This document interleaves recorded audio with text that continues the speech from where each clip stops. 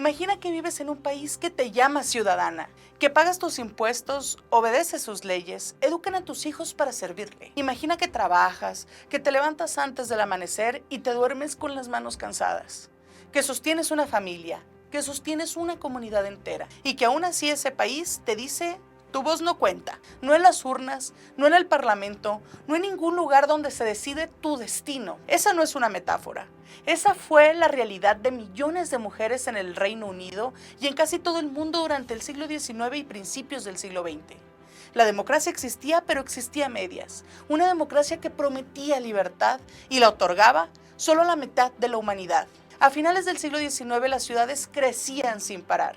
Las fábricas rugían, los parlamentos debatían el futuro de las naciones con grandes discursos sobre libertad, progreso y civilización, y en esos mismos parlamentos, hombres muy serios, con muy buenos trajes, tomaban decisiones sobre la vida de mujeres que jamás habían tenido la oportunidad de votar por ellos.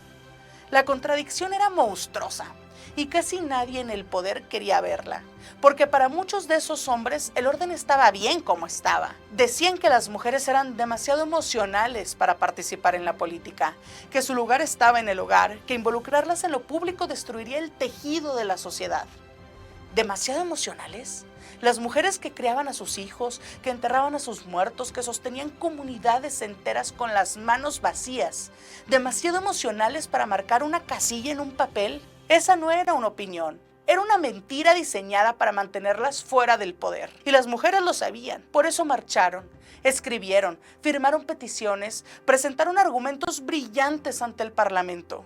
Hicieron todo lo que se supone que debe hacer una ciudadana que cree en el sistema. Y la respuesta: paciencia, silencio, quizás en otro momento. Décadas de peticiones ignoradas hasta que una mujer decidió que ya era suficiente. Emmeline Pankhurst nació el 14 de julio de 1858 en Manchester, Inglaterra, en una familia con ideas progresistas, con una larga tradición de política radical. Desde muy joven entendió las desigualdades que enfrentaban las mujeres.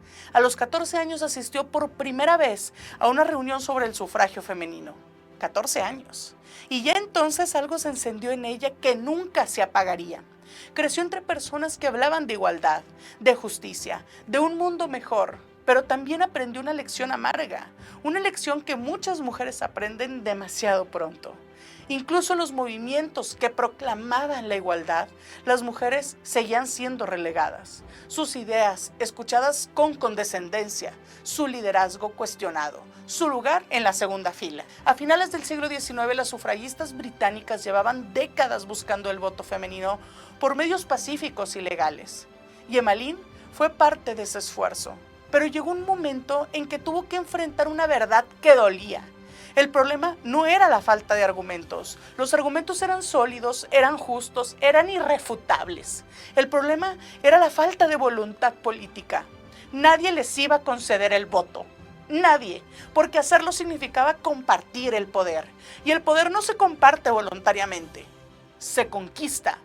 En 1903, con 45 años y junto a sus hijas Christabel y Silvia, Emmeline Pankhurst fundó la Unión Social y Política de Mujeres, la WSPU, y adoptó una frase que se convertiría en bandera: hechos, no palabras. Deeds, not words. Porque habían tenido suficientes palabras, era tiempo de hechos. Las sufragistas de la WSPU comenzaron a irrumpir en mítines políticos, interrumpían los discursos de ministros y parlamentarios, gritaban desde las galerías del Parlamento. Organizaron manifestaciones que paralizaron Londres, encadenaron sus cuerpos a las verjas del Palacio de Buckingham, rompieron las ventanas de bancos, de tiendas, de edificios gubernamentales. Y sí, rompieron ventanas. Quizás a alguien le parezca excesivo, pero hagamos la pregunta que realmente importa. ¿Qué le queda a quien no tiene poder? ¿Qué herramientas tiene quien lleva décadas gritando y no es escuchada? ¿Cuánto debe resistir una persona antes de que su protesta se vuelva visible? Porque las mujeres no estaban pidiendo privilegios, no pedían favores, no pedían compasión. Estaban exigiendo lo mismo que cualquier ciudadano ya tenía: el derecho a decidir sobre su propio país. Y por eso fueron perseguidas, golpeadas en las calles, arrastradas por la policía, encarceladas. Emmeline Pankhurst fue arrestada en múltiples ocasiones y en prisión Ella y muchas de sus compañeras hicieron huelgas de hambre. No porque se hubieran rendido, sino porque era la única arma que les quedaba dentro de esas paredes. La respuesta del gobierno británico fue aterradora. La sometieron a alimentación forzada. Escuchemos bien lo que significa eso. Introducir tubos por la nariz, por la garganta, mientras la mujer se resistía, mientras lloraba, mientras su cuerpo entero rechazaba la violencia. Lo llamaban tratamiento médico. Era una tortura. Y lo hacían para que las sufragistas no murieran antes de que su causa se volviera un mártir demasiado incómodo. Pero lo que no calcularon es que cada huelga de hambre, cada arresto, cada imagen de una mujer siendo arrastrada por agentes del Estado, le decía al mundo entero lo mismo. Este gobierno le tiene más miedo a una mujer con convicciones que a cualquier amenaza exterior. Hay algo que Emmeline Pankhurst que la hace diferente a muchas figuras históricas. Ella no buscaba ser amada, no buscaba ser aceptada, no esperaba que el sistema le abriera los brazos. Ella quería transformar ese sistema desde dentro o desde fuera o desde donde fuera necesario. Y eso generó tensiones, incluso dentro del propio movimiento feminista. Había sufragistas que pensaban que sus métodos eran demasiado radicales, demasiado confrontativos, que dañaban más que ayudaban. Otras creían que eran absolutamente indispensables. Esa discusión sigue viva hasta hoy. ¿Cuánto debe resistir un grupo excluido antes de endurecer su protesta? ¿En qué momento la desobediencia civil deja de ser una opción y se convierte en una obligación moral? No hay respuesta sencilla, pero la historia nos da una pista. Muchos de los derechos que hoy nos parecen evidentes fueron considerados en su momento ideas peligrosas. Fueron atacados con los mismos argumentos, fueron reprimidos con las mismas herramientas y avanzaron de todas formas. La prensa de la época fue implacable con las sufragistas. Las caricaturas las retrataban como mujeres histéricas, desequilibradas, feas, antinaturales. Las ridiculizaban en los diarios, los políticos las llamaban energúmenas y fanáticas. Porque la violencia política contra las mujeres no siempre llega con puños, también llega con palabras, con burlas, con estereotipos diseñados para hacer que una mujer que exige sus derechos parezca irracional, para que quien la escucha no la tome en serio, para que ella misma dude de su propia voz. Emmeline lo sabía y siguió hablando. El 6 de febrero de 1918, después de décadas de lucha, de cárceles, de huelgas de hambre, de marchas y de sacrificios que no podemos terminar de imaginar, el Reino Unido reconoció por primera vez en su historia el derecho al voto para ciertas mujeres mayores de 30 años. No era plena igualdad, pero era el principio del fin de una exclusión histórica y Emmeline Pankhurst siguió luchando hasta el último día de su vida. Murió el 14 de junio de 1928 en Londres. Tenía 69 años y hay algo en ese momento que rompe el corazón y al mismo tiempo lo llena de asombro. Emmeline Pankhurst murió apenas unas semanas antes de que el Reino Unido aprobara finalmente el voto femenino en plena igualdad con los hombres. No alcanzó a verlo. Dedicó toda su vida adulta a ese momento y no alcanzó a verlo.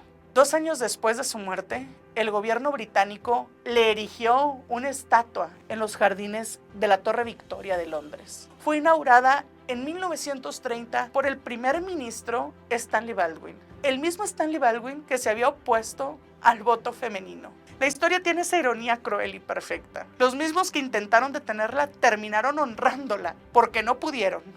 Nadie pudo. El legado de Emmeline Pankhurst no es solo el voto femenino.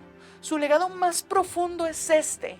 Las democracias también excluyen. Los sistemas políticos pueden acostumbrarse durante generaciones a dejar fuera ciertas voces. Y cuando eso ocurre, ampliar los derechos casi siempre incomoda al poder establecido. Casi siempre genera resistencia. Casi siempre requiere personas dispuestas a pagar un costo personal enorme. Ella lo pagó. Y gracias a eso, millones de mujeres después de ella pudieron ejercer su derecho, el derecho que ella nunca pudo utilizar plenamente. La participación política de las mujeres no fue un regalo, no fue una concesión generosa de hombres iluminados. Fue una conquista arrancada con las manos, con el cuerpo, con la voz, con años de vida entregados a una causa que muchos llamaban imposible. Hoy, cuando hablamos de representación política, de igualdad sustantiva, de paridad, de democracia paritaria, estamos hablando del mundo que ella ayudó a construir. Y es importante recordarlo, no como un ejercicio nostálgico, sino porque los derechos pueden ampliarse, pero también pueden retroceder. Y solo permanecen aquellos que alguien, cada generación, decide defender.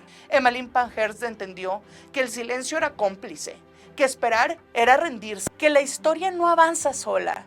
La empujan las personas que se niegan a aceptar que las cosas no pueden cambiar.